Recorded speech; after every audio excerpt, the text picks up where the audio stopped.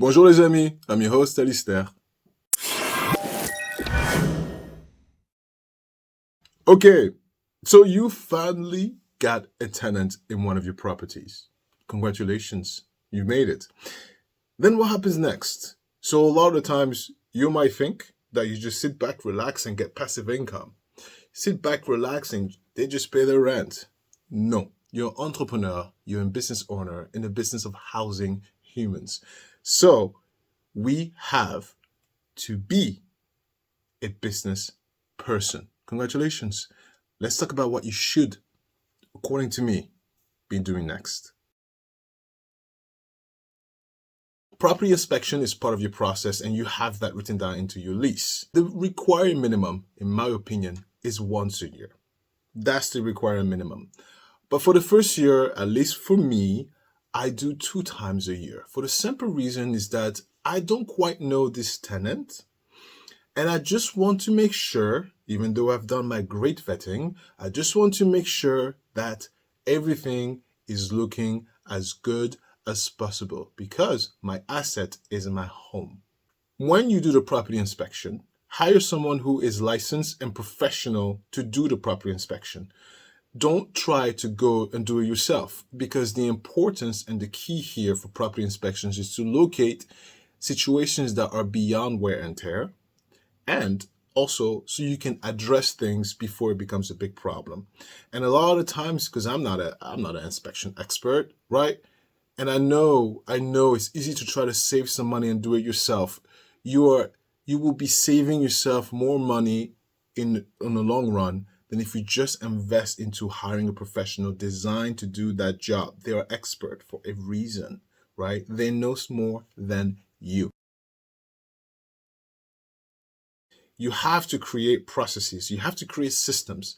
Systems are going to protect you in 3 ways. The first one is going to make you look professional. Perfect. The second way it's going to protect you is going to allow ease of business. It's going to allow the tenant to easily contact you through specific channels. What do I mean by that? So the first channel is, how do I contact my landlord when it is an emergency? The boiler's broken, there's water everywhere, help.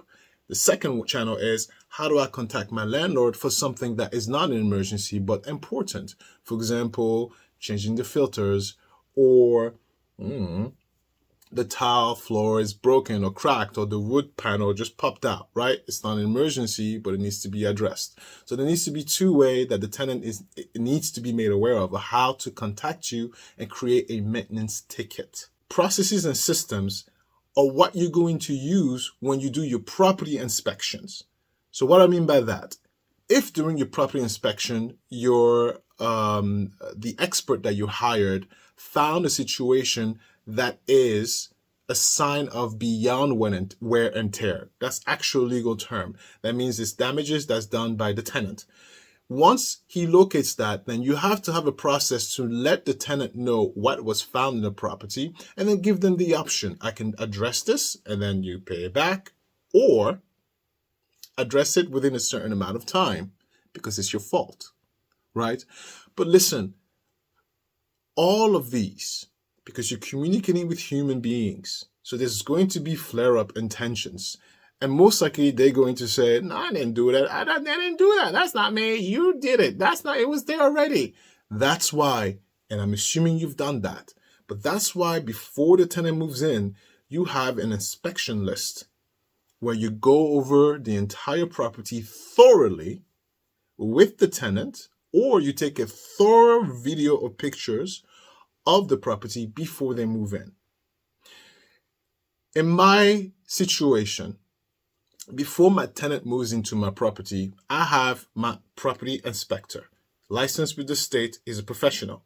He conducts all property inspections, but he also conducts the inspection before move-in.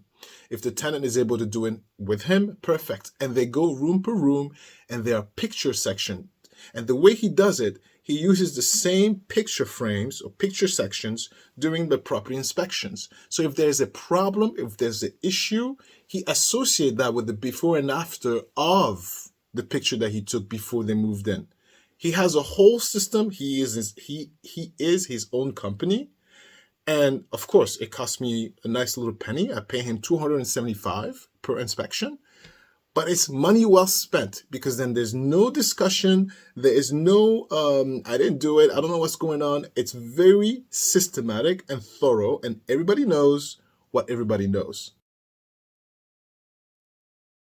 Now, let's talk about paper trails.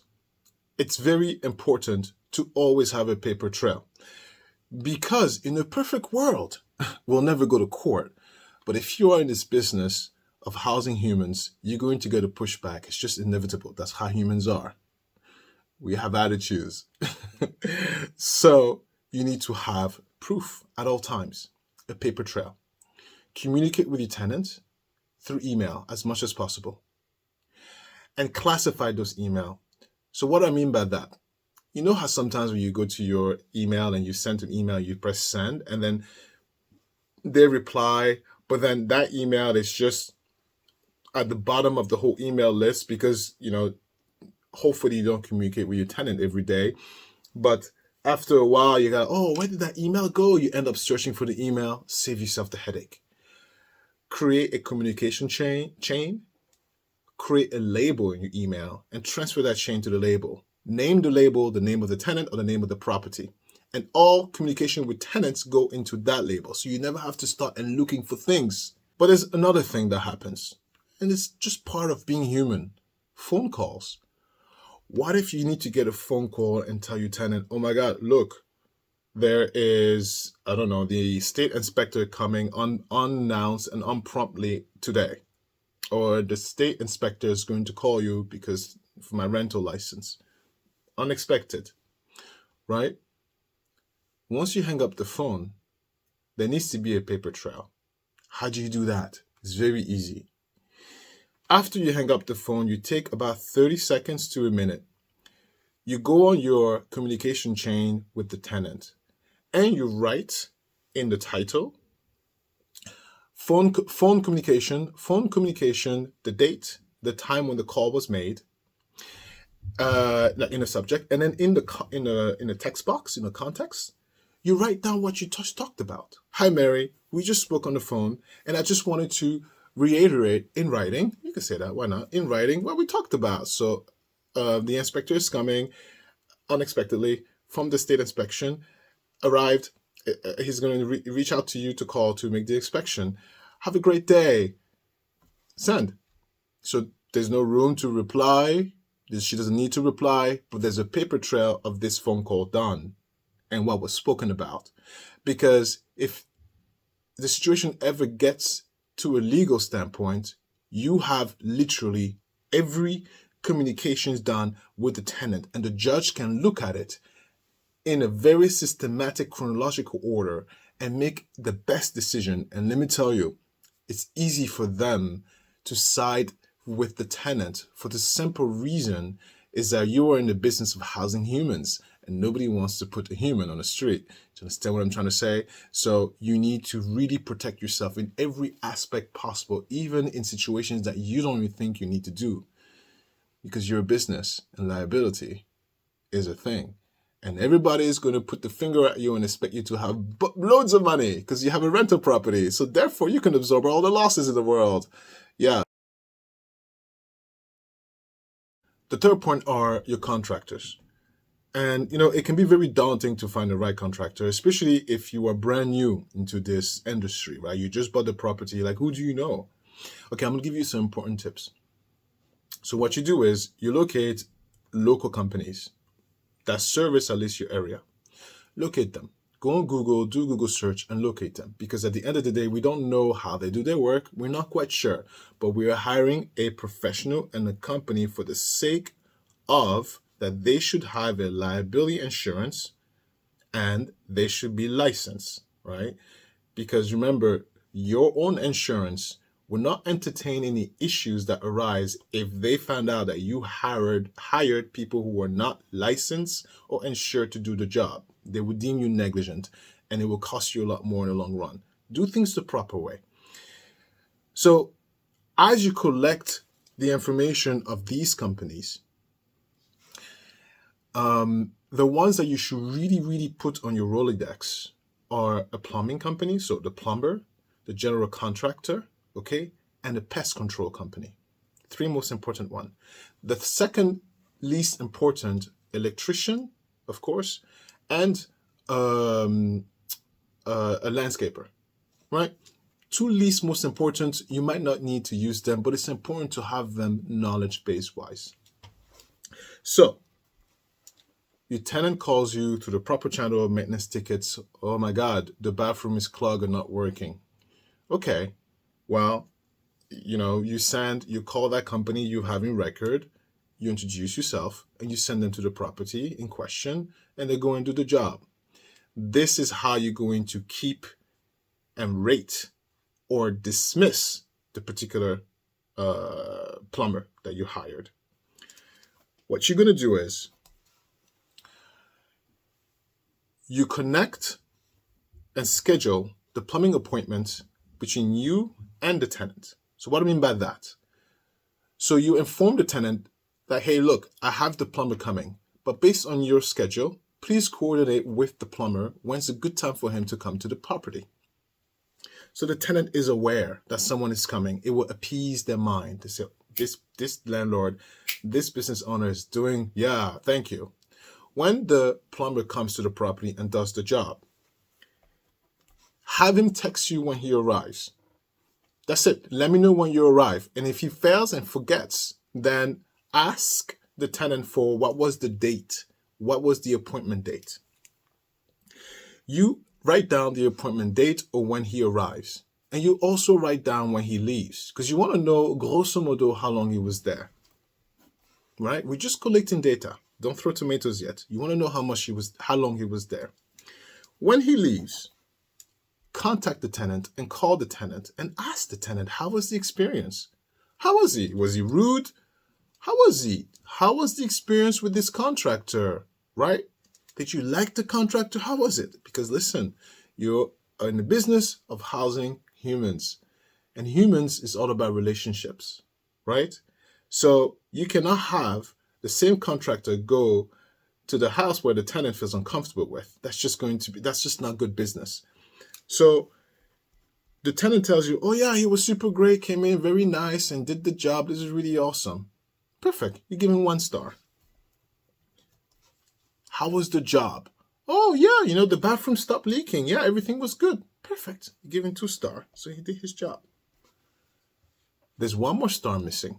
Then you wait and hear how long until the same issue arises with the same problem. If it's 6 months or more, you give him a 3rd star. You know what that means? That's a contractor you keep. You keep that guy in your Rolodex permanently, right?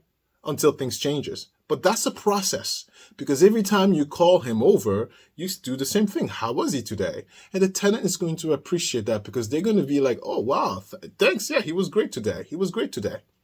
And without overtly telling the contractor, but you're keeping tabs on his performance behind the scene, right? Because you want to make sure you get the best person in there, because your product is your home. Don't mess with your product. Without your product, you don't have a business. Protect your product at all costs. It's important. Rule of Business 101. Protect your product. Protect your product at all costs. I think it goes without saying that anything about this video, this system, and all these tips is for landlords who are not corporation, who are not, bigger companies like the Avalon Renting Group or stuff like that, right? Or the Cochrane Renting Group.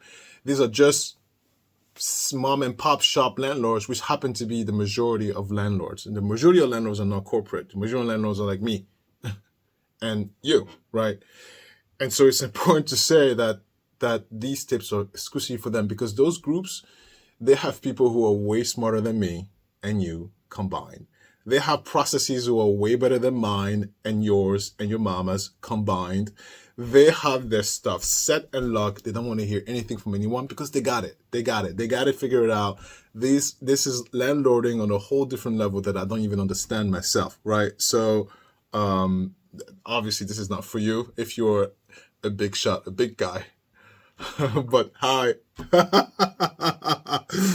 Anyway, thanks for being here, for watching this far. Like, subscribe. I will see you next time. I'm your host, Alistair.